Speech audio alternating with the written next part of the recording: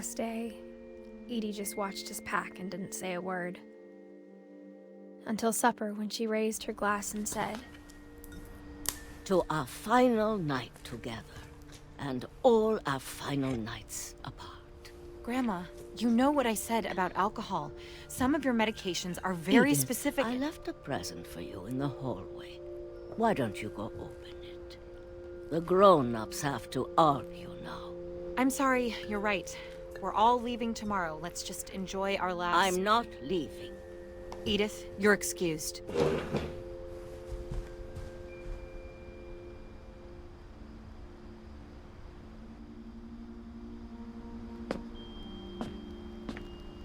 the power had been shut off that morning, but Edie always had plenty of candles.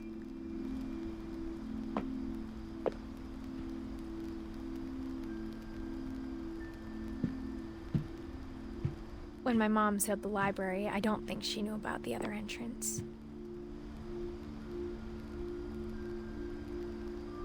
Or that Edie had a key to it.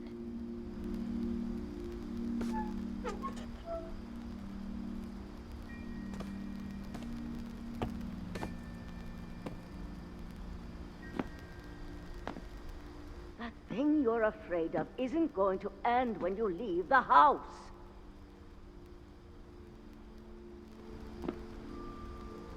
Edith has a right to know these stories. My children are dead because of your stories!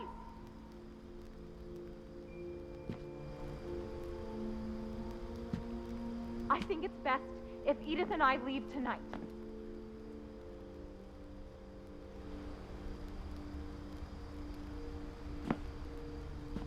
We'll have the nursing home send a van for you in the morning, okay?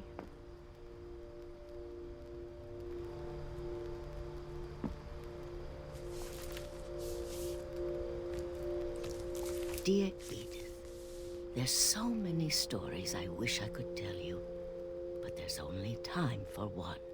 This is about what happened on the night you were born.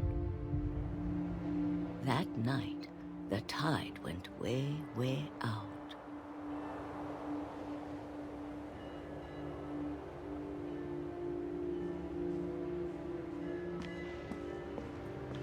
It was the first and last time I ever saw the old house aground.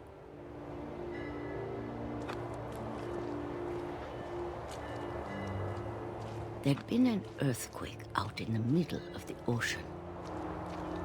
They called it the lowest tide in 1,000 years. God, it smelled awful.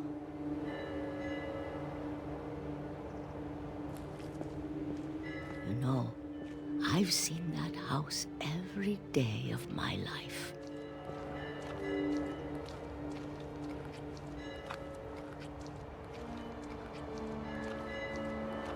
But I never thought I'd go back to it. When the fog rolled in, I lost my way.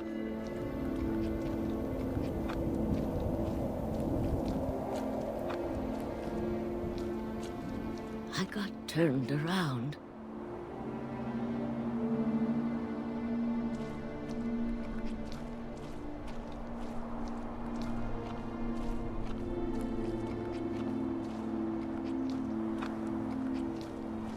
For a while, I wandered.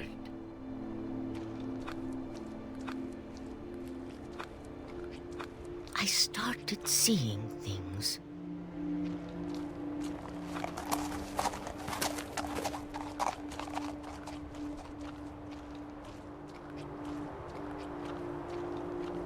Things I'd forgotten had ever existed.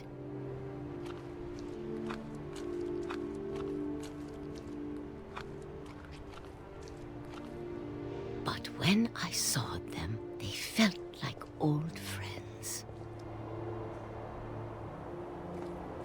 That night, a lot of things came back to me.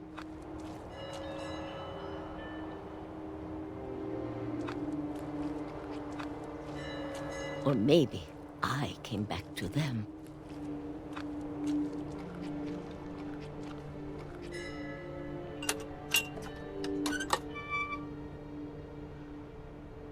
things I can't explain, but that I need you to try and... Edith, what are you doing in here? It's mine. Edith! Mom, you're gonna rip it! Let go! I kicked and screamed, but Mom dragged me to the car.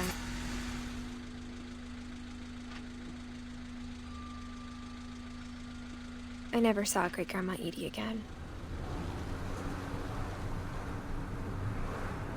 The next morning, the van came to pick her up, but she was already gone.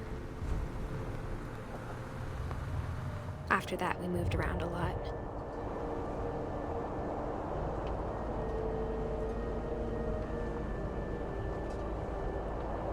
We both tried to make the best of it.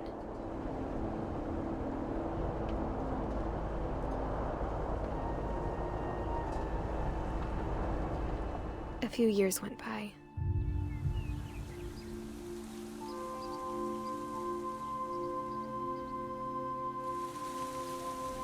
My mom didn't like to talk about it, but she started getting sick a lot.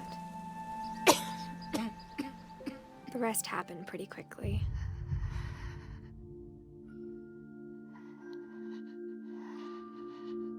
She got better for a while, and then she didn't. And then I was alone.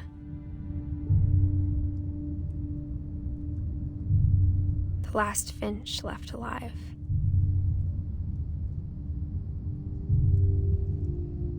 Until I found out about you.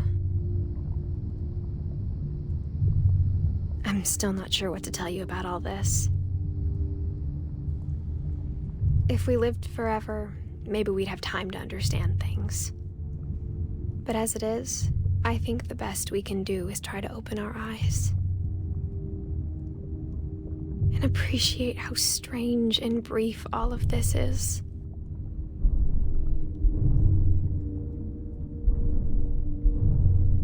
This journal was supposed to be for you.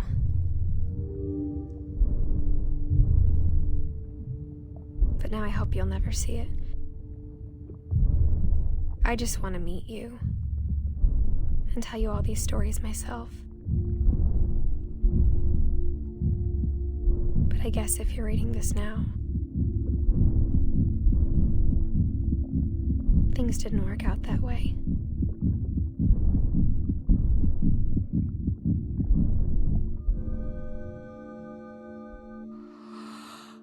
This is where your story begins.